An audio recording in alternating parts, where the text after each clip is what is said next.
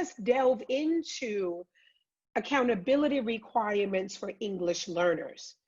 In the US, federal laws compel school districts to identify potential English learners and assess their levels of proficiency in English to determine eligibility for EL services. For potential ELs who qualify for EL services, schools must provide specialized instruction to help ELs learn English. And we also must ensure that we hire highly qualified teachers to provide this ELD instruction.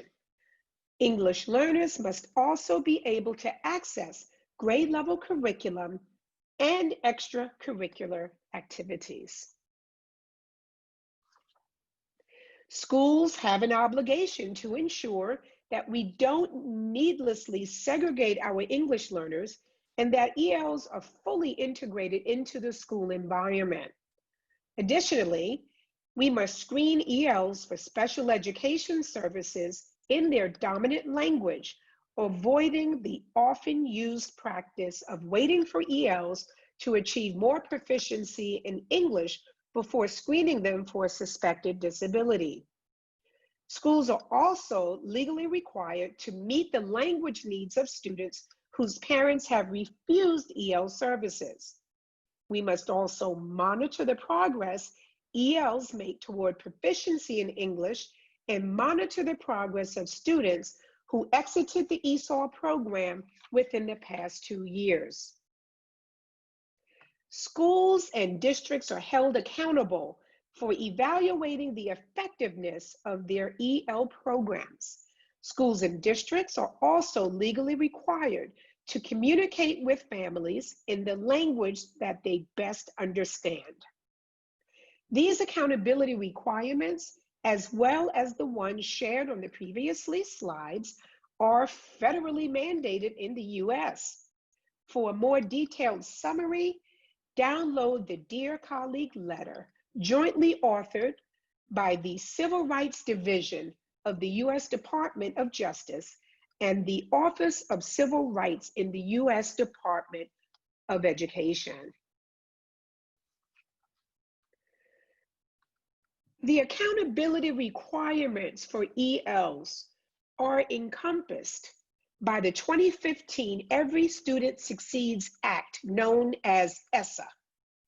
ESSA compels states to develop accountability systems to ensure that all students succeed academically and achieve college and career readiness standards.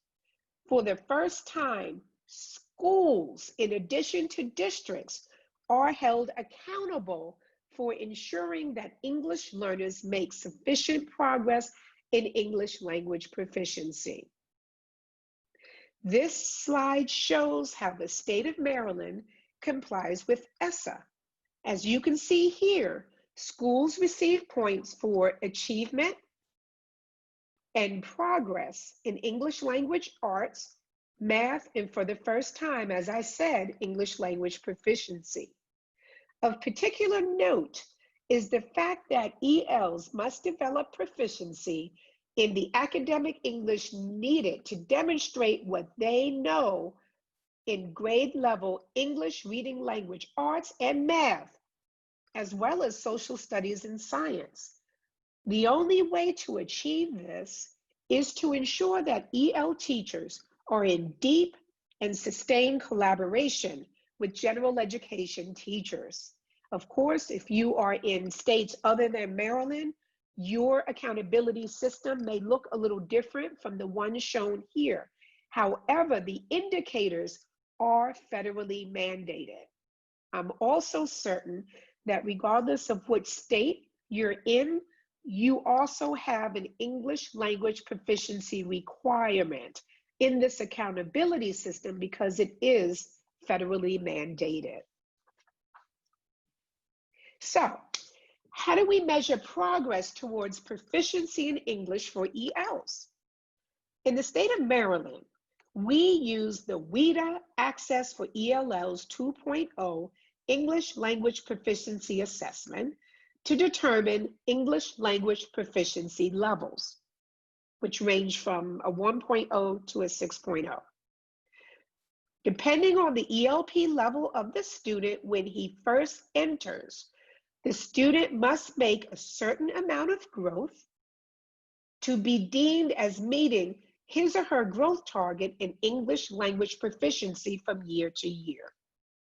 In Maryland, students must receive an overall English language proficiency level of 4.5 on a scale of 6.0 to exit the ESOL program or the EL program. So let us suppose that I am a student, I just started last year, I tested at a 1.5.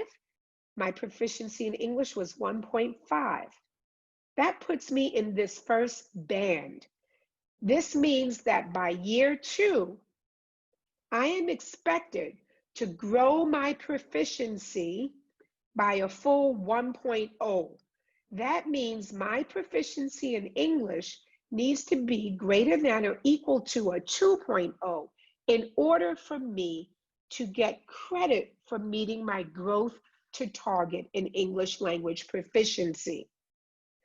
You will notice as you study this chart that every year a student has to make a certain amount of growth in order to be deemed as having met that particular growth target. So in my third year, I would have to grow by at least 0.9, or my overall English language proficiency level must be greater than or equal to 2.9 in order for me to get credit that I have met my growth to target requirement. When you look at the chart and you go down the proficiency levels that were initially captured for the student when he or she first became an EL eligible, you'll notice that the lower levels have sort of a higher growth potential. So if you fall into the 1.0 band, you're expected to grow by 1.0 in that first year.